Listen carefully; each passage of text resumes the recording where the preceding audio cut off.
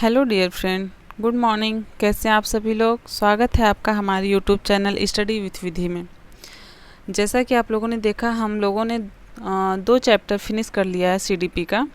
आज हम लोग तीसरे चैप्टर पे कंटिन्यू करेंगे। और अभी तक आप लोगों ने हमारा दोनों चैप्टर का वीडियो नहीं देखा है तो हमारी प्लेलिस्ट में जाके आप वो वीडियो सर्च करके देख सकते हैं, जो कि आपके एग्ज़ाम के लिए काफ़ी हेल्पफुल है। ओके, तो अगर चैप्टर शुरू करने से पहले अगर आप हमारे चैनल को सब्सक्राइब नहीं किए हैं तो प्लीज़ हमारे चैनल को सब्सक्राइब कर लीजिए, और वीडियो पसंद आए तो लाइक कर दीजिएगा और अपने दोस्तों तक शेयर कर दीजिएगा। ठीक है, तो आज हम लोग देखेंगे आनुवंशिकता के बारे में कि बाल विकास को कैसे प्रभावित करता है आनुवंशिक वातावरण। ठीक है, तो आइए देखते हैं आनुवंशिकता का प्रभाव। बालक के आनुवंशिक गुण जैसे बालक के कद, रंग रूप, शारीरिक गठन, वृद्धि को प्रभावित करता है। कौन प्रभावित करता है? आनुवंशिकता। ठीक है, जो आनुवंशिकता हमें कहाँ से मिलती है? अपने पैतृक गुणों को ही आनुवंशिकता कहते हैं। जैसे कि माता पिता से कुछ गुण बच्चों को मिल जाता है, कुछ अपने दादाजी से, दादी से। ठीक है, तो 7 पीढ़ी तक जो होती है वो कुछ ना कुछ 7 पीढ़ी से हमें गुण मिलते रहते हैं। ज़रूरी नहीं है कि अपने पेरेंट्स से ही केवल मिले। जो हमारी 7 पीढ़ी होती है उससे भी कुछ ना कुछ जीन के जरिए हमें वो गुण प्राप्त होते हैं, उसे ही हम लोग आनुवंशिक गुण कहते हैं। आनुवंशिक गुण के द्वारा ही बच्चे का कद, रंग रूप और शारीरिक गठन, ये वृद्धि, ये सभी प्रभावित होते हैं। ठीक है, बालक के आनुवंशिक गुण के कारण ही बालक में कई बीमारियां, समस्या उत्पन्न होती हैं, जैसे वर्णांधता, अंधापन जो होता है, कलर ब्लाइंडनेस, और ये जो होता है आनुवंशिकता वाली बीमारी है। कभी कभी शुगर जो होता है वो भी आप देखते होंगे कि ज़रूरी नहीं है कि 100% आनुवंशिक ही लक्षण, मतलब आनुवंशिकता वाली बीमारी है शुगर, लेकिन ये भी लगभग देखा गया है कि जो शुगर होता है वो भी आनुवंशिक बीमारी में ही आता है। लेकिन आनुवंशिक ये शुगर जो है ये एग्ज़ाम में नहीं पूछेगा, लेकिन ये कलर ब्लाइंडनेस जो है ये पूछता है कि वर्णांधता कहाँ से प्राप्त होता है, मतलब ये वर्णांधता बीमारी कौन सी बीमारी है। तो इसका ऑप्शन, मतलब आंसर जो होगा, आनुवंशिकी गुण वाली बीमारी है। ठीक है, बालक के आनुवंशिक गुण बालक की वृद्धि पर भी प्रभाव डालते हैं। अगर बच्चे के माँ बाप या घर में सभी लोग छोटे हैं तो बच्चा भी छोटा होता है। कभी कभी बच्चे जो बड़े होते हैं कुछ, क्योंकि उनके घर वाले जो होते हैं वो लंबे होते हैं। ठीक है, कुछ अपवाद में आपको देखने को मिल जाएंगे। गोडार्ड कहते हैं कि मंद बुद्धि, एक सेकेंड, गोडार्ड जो है वो कहते हैं कि मंद बुद्धि माता पिता के संतान मंद बुद्धि तथा तीव्र बुद्धि के माता पिता के संतान तीव्र बुद्धि के होते हैं। ठीक है, किसके अनुसार? गोडार्ड के अनुसार। तो इसे 2 बार आप लोग देख लेंगे तो ये याद हो जाएगा स्टेटमेंट। ठीक है, बालक की मानसिक क्षमता से उसकी अन्य क्षमता प्रभावित होती है। बालक किस तरीके से सोचता है, क्या गति करता है, उसी के वजह से भी उसकी अन्य क्षमताएं भी प्रभावित होती हैं। ठीक है, मानसिक क्षमता जो होती है वो भी आनुवंशिक गुण से ही प्राप्त होता है, आनुवंशिकता से ही। ठीक है, थॉर्नडाइक क्या कहते हैं, इसको भी देख लेते हैं। बालक की मूल शक्तियाँ का प्रधान उसका आनुवंशिक क्रम है। जो बालक की मूल शक्तियाँ होती हैं वो बालक को अपने माता पिता, अपने वंशज से ही प्राप्त होती हैं। ठीक है, ये थॉर्नडाइक कहते हैं। तो थॉर्नडाइक का जो कथन है इसे आप लोग इम्पॉर्टेंट करके लिख लीजिएगा, क्योंकि पूछा जाता है। और आगे भी देख लेते हैं क्या कह रहे हैं। कुछ मनोवैज्ञानिक का मानना है कि चरित्रहीन माता पिता की संतान चरित्रहीन होती है, परंतु व्यक्ति के व्यवहार के लिए सिर्फ आनुवंशिकता को अकेले जिम्मेदार नहीं ठहराया जा सकता। ज़रूरी नहीं है कि जो माता पिता चरित्रहीन हैं उनके संतान भी चरित्रहीन हो। कभी कभी अपवाद में भी कुछ बच्चे होते हैं, कुछ क्या लगभग बच्चे होते हैं, अकेले आनुवंशिकता को ही हम लोग जिम्मेदार नहीं ठहरा सकते। कभी कभी होता है कि माता पिता बहुत ही सभ्य प्रवृत्ति के होते हैं, लेकिन उनके बच्चे जो होते हैं चरित्रहीन होते हैं, क्योंकि वो उनको जो माहौल है गलत तरीके का संगत पा जाते हैं। ठीक है, गलत संगत में आके भी वो गलत काम करना शुरू कर देते हैं। ठीक है, तो आगे देख लेते हैं वातावरण का अर्थ और उसका प्रभाव। वातावरण किसे कहते हैं? जहाँ पे आप हैं उसे ही वातावरण कहेंगे, उसके आपके चारों तरफ जो है वही वातावरण होगा। वातावरण को ही पर्यावरण भी कहते हैं। परि धन आवरण से मिलके बना है। परि का मतलब ही होता है कि चारों ओर घिरा हुआ, ठीक है। मानव अपने आसपास जिससे भी घिरा हुआ है, जल, वन, पहाड़, पठार, नदी, मरुस्थल या आपके आसपास आपके पास पड़ोसी जो भी हैं, ये सभी लोग ही वातावरण का काम करते हैं, पर्यावरण का काम करते हैं। वातावरण के अंदर सिर्फ भौतिक चीज़ें नहीं आती, बल्कि वातावरण के विस्तृत रूप से भी देखा जा सकता है। इसमें भौतिक, सामाजिक, आर्थिक, सांस्कृतिक सभी कारक आते हैं, ठीक है। ज़रूरी नहीं है कि जल, पहाड़ यही सब आए। जो भी आपको घेरा हुआ है, मतलब जिससे आप ढले हुए हैं, वो सभी वातावरण में ही आएंगे, ठीक है। आगे देख लेते हैं वातावरण का प्रभाव। वातावरण का प्रभाव व्यक्ति के शारीरिक रूप रंग पर भी पड़ता है। शारीरिक लक्षण आनुवंशिकता से प्रभावित होते हैं, लेकिन वातावरण का भी प्रभाव स्पष्ट दिखता है, ठीक है। जैसा कि आप लोगों ने देखा होगा कि कोई बच्चा जो है वो बहुत ही गोरा है, क्योंकि उसके माता पिता गोरे हैं, उसके घर वाले गोरे हैं, ठीक है।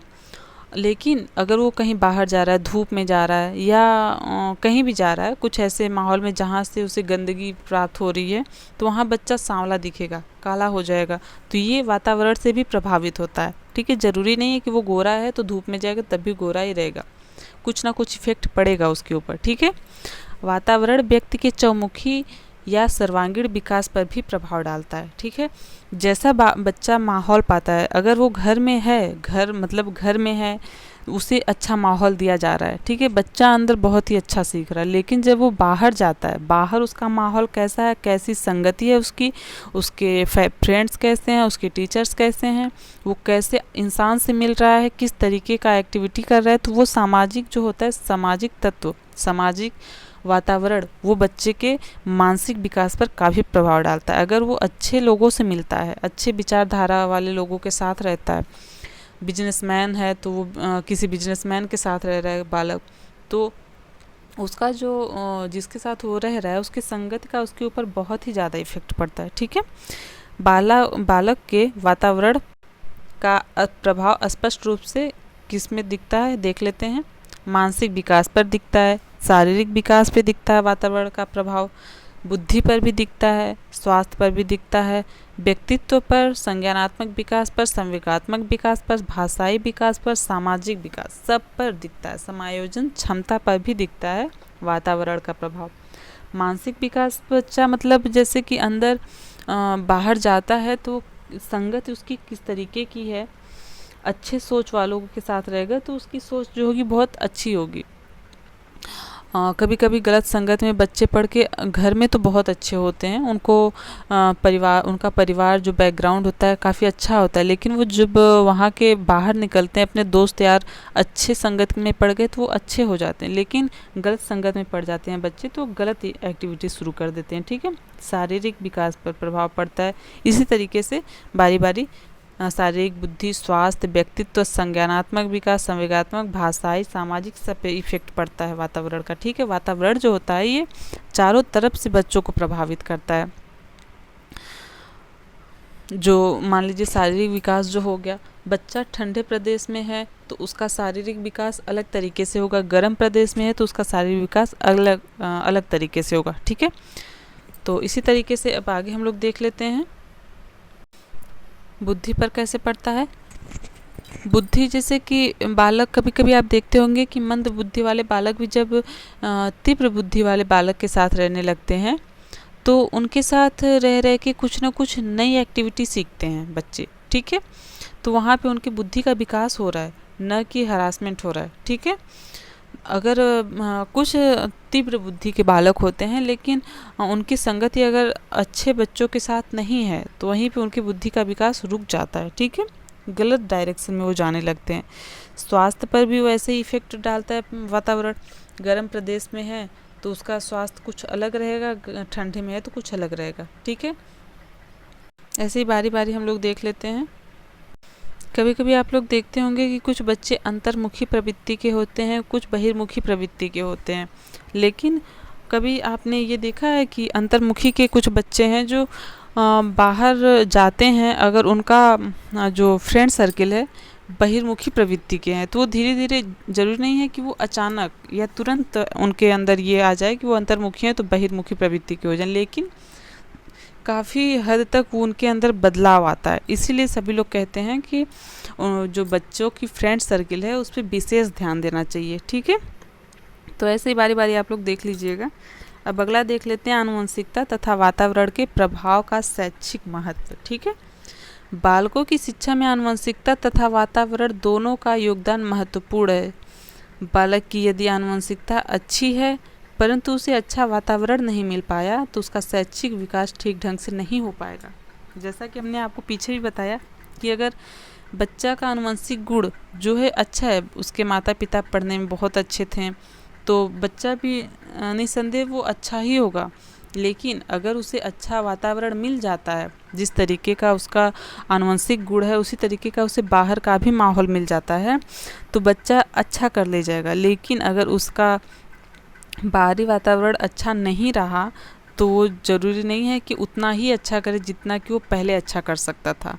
उसका विकास जो है वहीं पे डिस्टर्ब हो जाता है। ठीक है, देख लेते हैं आगे।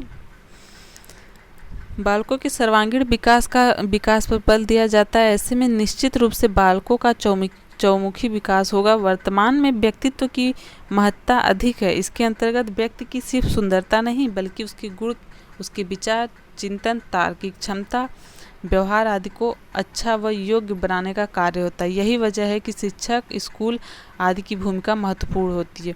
जो बालक होता है उसको मतलब हर तरीके से, शारीरिक, मानसिक, बौद्धिक, हर तरीके से स्वस्थ और अच्छा बनाने का जो योगदान होता है शिक्षक और घर के गार्जियन का होता है। शिक्षक बच्चों के लिए एक तरीके से उनके आइडियल का काम करते हैं, क्योंकि बच्चा जो होता है केवल पेरेंट्स की उतनी बातें नहीं मानता जितना कि वो टीचर्स की बातें मानता है। ठीक है, इसी के मतलब टीचर चाहे तो बच्चे का विकास बहुत ही अच्छे तरीके से कर सकता है। उसकी चिंतन, तार्किक क्षमता, व्यवहार सभी का मतलब सभी में अच्छा परफॉर्मेंस दिला सकता है टीचर्स। ठीक है, अगर उसे बाल विकास का अच्छे तरीके से ज्ञान है तो बच्चे की रुचि के बारे में जानेगा, उसको अभिप्रेरित करेगा, प्रोत्साहित करेगा, जिससे बच्चे की आंतरिक बाह्य दोनों विकास होगा। ठीक है, शिक्षा मनोविज्ञान के क्षेत्र में एक विवादित प्रश्न यह है कि बालक की शिक्षा में आनुवंशिकता का महत्व अधिक है या वातावरण का। तो ये एक विवादित प्रश्न है, क्योंकि जो बच्चे का विकास होता है उस पर शिक्षक का मतलब ज़्यादातर वातावरण का और वंशानुक्रम दोनों का ही इफ़ेक्ट पड़ता है। ऐसा नहीं है कि आप केवल वंशानुक्रम बच्चे को ये अच्छा बना सकता है। अगर बच्चे को वंशानुक्रम अच्छा मिल रहा है लेकिन वातावरण अगर अच्छा नहीं मिल रहा है तो बच्चे का विकास अच्छे तरीके से नहीं हो सकता। और अगर वातावरण अच्छा मिल रहा है लेकिन घर पे ही हमेशा डिस्टरबेंस हो रही है, उनके माता पिता, उनके गार्जियंस ही नहीं सही हैं, तो बच्चे का विकास वहाँ पे भी डिस्टर्ब हो जाएगा। ठीक है, तो इसलिए बच्चे के विकास के लिए वंशानुक्रम और वातावरण दोनों का ही उतना योगदान है जितना कि एक मतलब दोनों का ही बराबर का योगदान है। कोई भी ज़्यादा या कोई भी कम नहीं है। ठीक है, तो दोनों बराबर का ही योगदान रखते हैं। वंशानुक्रम का महत्व देख लेते हैं। बालकों में वंशानुक्रम के कारण शारीरिक विभिन्नताएं पाई जाती हैं। बालक के शारीरिक विकास का उसकी शिक्षा पर भी प्रभाव पड़ता है। ठीक है, बालक का शारीरिक विकास का उसकी शिक्षा पर बहुत ही ज़्यादा प्रभाव पड़ता है। इसलिए शिक्षक को बालक के शारीरिक विकास पर विशेष ध्यान देना चाहिए। अगर बच्चा शारीरिक रूप से मतलब परेशान है, अगर मान लीजिए कोई बच्चा स्कूल जा रहा है, उसको सिर दर्द हो रहा है, तो वो अच्छे तरीके से पढ़ाई नहीं कर सकता। कितना भी आप उसे प्रेशर दें, कितना भी उसे दंडित करें, लेकिन वो नहीं पढ़ाई कर सकता। अगर आप उसके शारीरिक विकास पे ध्यान देते हैं, उसका शारीरिक विकास अच्छे तरीके से करते हैं, तो उसकी पढ़ाई लिखाई भी अच्छे तरीके से चलेगी। ठीक है, तथा व्यक्तिगत विभिन्नता को देखते हुए शिक्षा की व्यवस्था करनी चाहिए। कोई बच्चा धीमी गति से सीख रहा है, कुछ बच्चे हैं जो विकलांग हैं या दिव्यांग हैं। ठीक है, विकलांग तो गलत वर्ड हो जा रहा है। कुछ बच्चे दिव्यांग होते हैं, कुछ सामान्य होते हैं, तो उनको मतलब उनकी व्यवस्था को देखते हुए ही शिक्षा देनी चाहिए, कि किसको किस तरीके से शिक्षा दें, ठीक है, जिसमें दोनों लोगों को अच्छे तरीके से शिक्षा मिल सके। वंशानुक्रम के कारण ही बालकों की जन्मजात क्षमताओं और गुणों में अंतर होता है। जो वंशानुक्रम होता है उसी के कारण जन्मजात क्षमता और गुणों में अंतर होता है, ठीक है।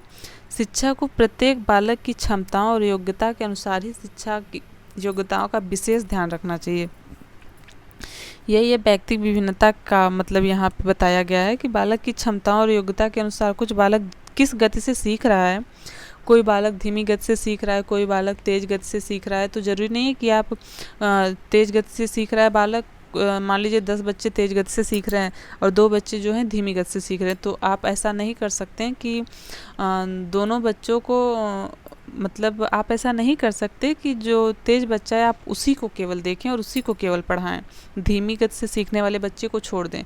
ऐसा बिल्कुल भी नहीं करना है। आपको दोनों बच्चों को बराबर की ही शिक्षा देनी है। तो ऐसी विधि अपनानी चाहिए जिससे दोनों बच्चों का ही विकास हो, ठीक है। इन्हीं भिन्नताओं के अनुरूप शिक्षा भी उनको देनी चाहिए ताकि दोनों बच्चों को सीखने के लिए मिले, ठीक है। बालकों में पाई जाने वाली जन्मजात क्षमताओं में अंतर होने का मुख्य कारण जो है वो वंशानुक्रम है। कौन सा बालक जैसे कि 2 बालक हैं, कोई एक दूसरा मतलब पहला बालक जो है वो अलग माता पिता से है, दूसरा बालक जो है वो अलग माता पिता से, ठीक है। तो इसी के कारण ही बच्चों का जो है जन्मजात क्षमताएं मतलब जो पहले का है उसकी क्षमता कुछ अलग होगा और दूसरे की क्षमता कुछ अलग होगा। तो ये वंशानुक्रम पे डिपेंड करता है, ठीक है। इस बात को ध्यान में रखकर शिक्षक पिछड़े और मंदबुद्धि बालकों की प्रगति में अपना महत्वपूर्ण स्थान दे सकता है। अगर बच्चे को बाल विकास के बारे में पता होगा तो इन सब बातों को ध्यान में रखते हुए बच्चा जो होगा मंद और पिछड़े बालकों को अच्छे तरीके से शिक्षा दे सकता है, ठीक है। वंशानुक्रम के कारण बालक शारीरिक दृष्टि से भिन्न विकास में अथवा महत्वपूर्ण योगदान दे सकता है, ठीक है। एक सेकंड रुकिएगा। वंशानुक्रम के कारण बालक शारीरिक दृष्टि से भिन्न विकास में अथवा महत्वपूर्ण योगदान दे सकता है, ठीक है। वंशानुक्रम से बालकों में कुछ प्रवृत्तियां होती हैं जिसमें कुछ सामाजिक दृष्टि से अवांछनीय होते हैं, कुछ मतलब सामाजिक दृष्टि से अपनाए नहीं जा सकते, जिसके कारण वह समाज में अशिष्ट व्यवहार करता है। ऐसी दशा में शिक्षक द्वारा बालक की अवांछनीय प्रवृत्ति पर ध्यान देकर उसको उचित सामाजिक दृष्टिकोण प्रदान किया जा सकता है। जैसे वंशानुक्रम के कारण जब बच्चा जो होता है समाज में जाता है, स्कूल में जाता है, मान लीजिए स्कूल भी जो होता है वो समाज का ही तो एक स्थान लेने वाला संस्थान है, समाज का ही एक हिस्सा है स्कूल। तो स्कूल में जाता है बच्चा, वहाँ पे कुछ अलग एक्टिविटी करने लगता है जो कि स्कूल के लिए बहुत ही गलत है, ठीक है। स्कूल में उसे अच्छा नहीं माना जाता है। तो अगर टीचर्स को पता है कि बच्चे का विकास कैसे करना है, बच्चे की कैसे देख रेख करनी है, तो वो जो शिक्षक होता है वो बालक का जो अशिष्ट व्यवहार है उसको वो बदल सकता है, उस पर ध्यान दे करके, ठीक है।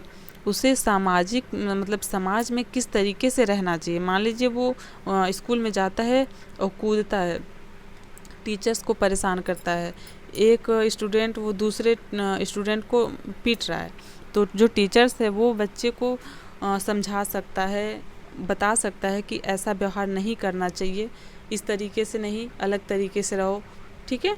तो ये टीचर्स की जिम्मेदारी होती है कि वो बच्चे के अवांछनीय प्रवृत्ति पर ध्यान दे और उसका उचित सामाजिक दृष्टिकोण प्रदान करे, ठीक है। अब देख लेते हैं वातावरण का महत्व।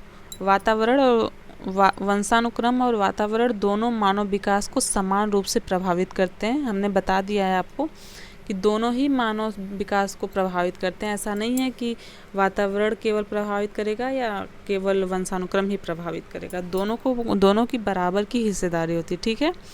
अतः बालक की शिक्षा में उसके वातावरण का अध्ययन करना भी नितांत आवश्यक है। मतलब इसीलिए जब बालक होता है उसके वातावरण, वो किस बैकग्राउंड से आ रहा है, उसके घर परिवार के लोग कैसे हैं, इस सब चीज़ों की जानकारी होनी चाहिए एक शिक्षक को, ठीक है।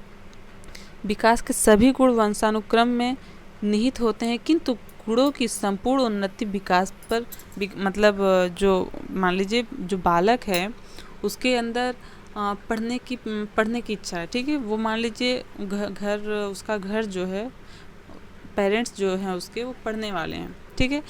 तो बच्चा भी जो है अपने माता पिता या घर वालों को देखेगा कि ये लोग पढ़ाई कर रहे हैं या इस तरीके से पढ़ते हैं, ठीक है। तो बच्चा वहाँ से प्रोत्साहित होगा कि हाँ मुझे भी पढ़ना है। लेकिन जब वो बाहर जाता है, स्कूल में जाता है, तो वहाँ पे पढ़ने का अगर माहौल नहीं है तो वो धीरे धीरे उसका पढ़ाई से मन हटने लगेगा। लेकिन अगर उसी दिशा में, उसी डायरेक्शन में उसे प्रोत्साहित किया जाता है स्कूल में भी कि नहीं बेटे ऐसे तुम पढ़ाई करो, बहुत अच्छा कर रहे हो, और भी अच्छा, मतलब उसे प्रोत्साहित करेंगे तो बच्चे का जो वातावरण होगा अच्छा अगर मिल गया तो और आगे अच्छा करेगा, ठीक है, अच्छे से पढ़ाई करेगा। बालक पर अपने परिवार, पास पड़ोस, विद्यालय, मित्रों का प्रभाव पड़ता है। अध्यापक को इन समस्त स्थानों के वातावरण को ध्यान में रखकर उचित निर्देशन प्रदान करना चाहिए, ठीक है। वातावरण को, उसके पास पड़ोस को, मित्रता उसकी कैसे लोगों के साथ है, इन सब चीज़ों को का जो है अध्यापक को ध्यान देना चाहिए और उसको उचित परामर्श देना चाहिए बच्चों को, ठीक है। क्योंकि एक टीचर्स ही होता है जो बच्चों का उचित विकास कर सकता है। किस डायरेक्शन में वो जा रहा है इसको टीचर्स भली भांति जानता है। उसके बच्चे के पेरेंट्स भी उतना नहीं जान पाते जितना कि टीचर्स जानता है, ठीक है। सभी बालकों के लिए सृजित वातावरण कभी कभी कुछ बालकों के लिए अपूर्ण होते हैं, ठीक है। और इस कारण उसकी सभी बालकों के लिए सृजित वातावरण कभी कभी कुछ बालकों के लिए अपूर्ण होता है और इस कारण उनका उस गति या दिशा में अनुकूल विकास नहीं हो पाता है। उनके विकास के लिए अलग से विद्यालयों में शैक्षिक व्यावसायिक निर्देशन की व्यवस्था होनी चाहिए। जैसे कभी कभी कुछ बालक दिव्यांग हैं, कोई डिस्टर्ब है, किसी बच्चे को अच्छे से दिखाई नहीं दे रहा है, या कुछ बच्चे हैं जिसको अच्छे से सुनाई नहीं दे रहा है, कुछ हाथ से कुछ पैर से, मतलब ऐसे दिव्यांग प्रवृत्ति के हैं जो बच्चे, उनके लिए भी कुछ अलग व्यवस्था करनी चाहिए, ठीक है। ऐसा नहीं कि आप जैसे सभी बच्चों को पढ़ा रहे हैं उसी तरीके से दिव्यांग बच्चों को भी पढ़ाएंगे आप, ठीक है। और देख लेते हैं अगला, विद्यालय में अनुकूल एवं शैक्षिक वातावरण उत्पन्न करने के लिए पुस्तकालय और खेलकूद, व्यायाम आदि की सुविधा दी जानी चाहिए, जिससे बालकों की रुचियां, मूल प्रवृत्तियां तथा अन्य स्वाभाविक आवेगों का समायोजित ढंग से विकास हो सकता है, ठीक है। बच्चा जो होता है अपना लगभग मान लीजिए स्कूल में 6 से 7 घंटे टाइम बिताता है, ठीक है। तो उस स्कूल को इस तरीके का बनाना चाहिए जिससे बच्चा इंटरेस्टेड हो स्कूल में जाने के लिए, ठीक है। तो वहाँ पे पुस्तकालय, खेल कूद, व्यायाम की व्यवस्था होनी चाहिए ताकि बच्चा जाए वहाँ पे और सीखे, ठीक है। उसके स्वाभाविक आवेगों का समायोजन अच्छे ढंग से हो सके, ठीक है। प्रत्येक बालक को अपने सामाजिक वातावरण से समायोजन स्थापित करना पड़ता है। इस बात की जानकारी रखने वाले अध्यापक विद्यालय को समाज का छोटा रूप मानकर छात्रों को समाज के वातावरण के साथ समायोजन करने के लिए शिक्षा प्रदान कर सकता है, ठीक है। अगला देख लेते हैं, शैक्षिक उपलब्धियों पर बालक के व्यक्तित्व और स्वभाव पर वातावरण का अधिक प्रभाव पड़ता है। यह बात मनोवैज्ञानिक ह्यूमैन तथा फीमैन द्वारा जुड़वा बच्चों पर किए गए अध्ययन से स्पष्ट किया जाता है, ठीक है। देख लेते हैं हम लोग ह्यूमैन क्या लिखते हैं। ये स्टेटमेंट इम्पॉर्टेंट है, ठीक है, स्क्रीनशॉट ले लीजिएगा आप लोग। ह्यूमैन ने लिखा है कि वातावरण द्वारा शारीरिक लक्षण सबसे कम प्रभावित होते हैं, बुद्धि से अधिक शिक्षा तथा ज्ञान प्रेरित, उससे भी अधिक व्यक्तित्व एवं स्वभाव सबसे अधिक। ये बताते हैं कि व्यक्तित्व और स्वभाव सबसे ज़्यादा प्रभावित होता है बच्चे के वातावरण से, ठीक है, और सबसे कम जो होता है वो शारीरिक लक्षण प्रभावित होता है। तो देख लेते हैं आगे तो आई थिंक बस ये लास्ट स्लाइड थी। तो ये हमारा तीसरा चैप्टर था। हम लोगों ने 3 चैप्टर फिनिश कर लिया है और आगे हम लोग कोशिश करेंगे कि इसका जो इम्पॉर्टेंट क्वेश्चन आंसर है उसको कंप्लीट कर लेंगे, तब हम लोग अगले चैप्टर में चलेंगे, चौथे चैप्टर में, ठीक है। तो अगर आपको हमारा वीडियो पसंद आए तो हमारे वीडियो को लाइक कर दीजिएगा और अपने 5 दोस्तों तक शेयर कर दीजिएगा, और चैनल पे नए हैं तो सब्सक्राइब कर लीजिएगा। आज के लिए बस इतना ही। Thank you so much.